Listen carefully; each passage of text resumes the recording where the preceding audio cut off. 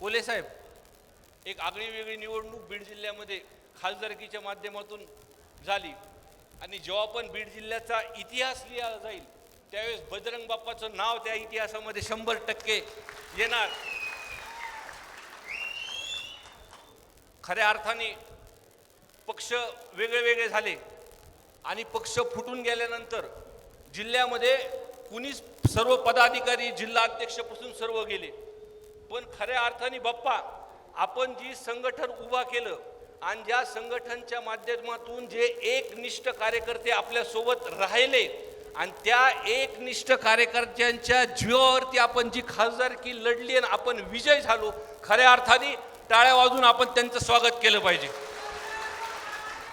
आई बाबा होण्याचे स्वप्न अजून पूर्ण झाले नाहीत का? आई बाबा होण्याचे तुमचे स्वप्न पूर्ण करा अपोलो फर्टिलिटीद्वारे. मोफत सल्ल्यांसाठी कॉल करा 9953420359. आजची शिवस्वराज्य यात्रा ही परिवर्तनाची नांदी ठरणार आहे. आदरणीय जयंत पाटील साहेबांनी या यात्रेच्या माध्यमातून नक्कीच इतिहास घडणार आहे.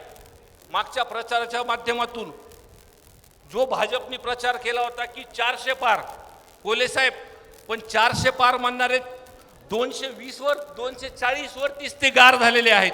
आणि येणाऱ्या निवडणुकीमध्ये जो हा जिल्हा आपला आहे तो पवार साहेबांना मानणारा जिल्हा आहे आणि पुरोगामी विचाराचा जिल्हा आहे. आणि त्याच माध्यमातून या विचारावरतूनच हा या जिल्ह्यामध्ये आमच्यासारखे आमदार ज्या 1% मध्ये कोल्हे साहेब माझ्या मतदारसंघामध्ये 1% मध्ये माझा समाज आहे.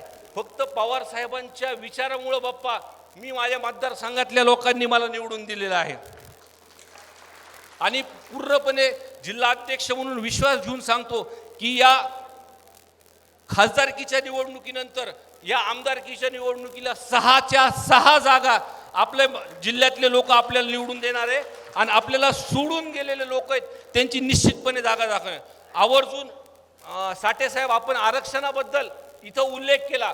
मी आवर्जून सांगेल की मराठा समाजाच्या आरक्षणासंदर्भात आमदार म्हणून पहिलं पत्र मी दिले. भविष्यामध्ये सुद्धा आपल्या ज्या मागण्या आहेत खंबीरपणे एक भावासारखं मी तुमच्या सोबत राहील एवढंच या ठिकाणी सांगतो. परत एकदा आपण सर्वांनी मला बोलायची संधी दिली त्याबद्दल सगळ्यांचे आभार मानतो आणि माझे 2 शब्द संबोधतो.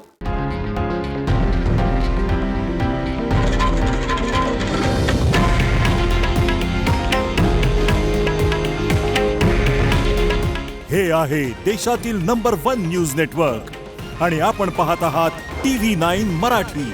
काळजी तुमची, हित महाराष्ट्राचं.